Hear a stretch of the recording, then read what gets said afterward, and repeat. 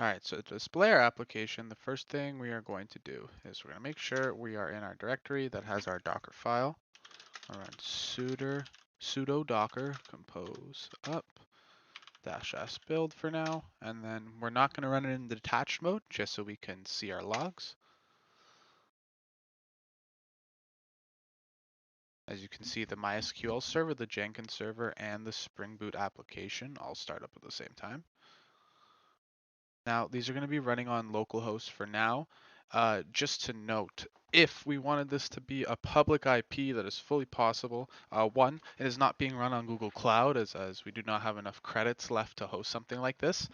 And two, we could locally host this. All we'd have to do is basically, what's my IP?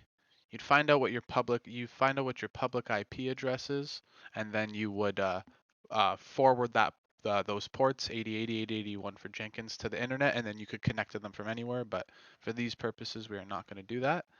As you can see, everything started up. So if I have it ready, if we navigate to this URL, we're at the home page of the application. So let's check now. Let's go booking first. Let's just try inputting invalid date range. Try to do something like that. We cannot have the dates invalid. Let's search for a flight on this day, and let's come back on this day. We're going to go to this airport. So as you can see, we have some flights right here. Let's see. I want to book, let's just say a one-way. We're going to book that flight. It's going to ask to our list. You can see there was another flight already made in advance. Let's see what other flights we can find. To the 5th. Nothing on the 5th.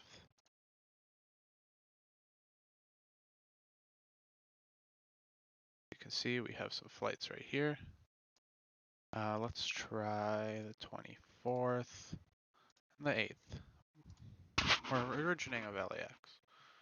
Oh, nice. As you can see, we got some flights here. Let's require a return flight for this one now. Let's try and book it. This is our currently selected flight.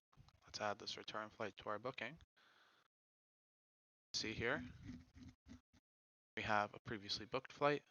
We have the other flight that we're going to book before. And then we have our new flight now that also has a return flight associated with it.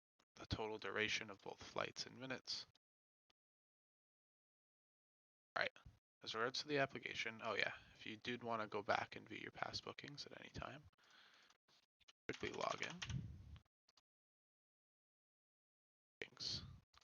There is registration. Now, if we want to see our continuous integration, we do have a Jenkins server set up here, and you can see we have a Maven project. We have a couple builds. Try building this project right now.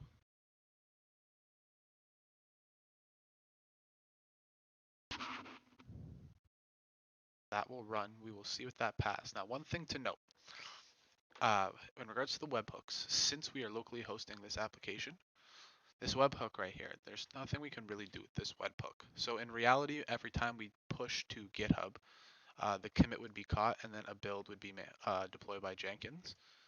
Unfortunately, this IP needs to be your public IP. Like I said earlier, when you're looking it up with what's my IP, it needs to be that IP. So because of that IP, we're not port forwarding it currently just to not expose a home network to the internet. This is not functional, but all I'd have to do is forward my IP with this port and then put that public IP right in here and it would work just as intended.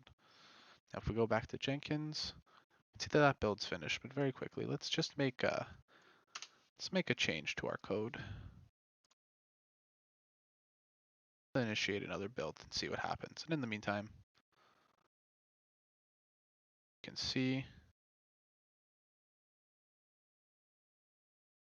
console output of this build actually, what everything was doing. Running as expected. As you can see, the next build finished as well. Everything working as expected.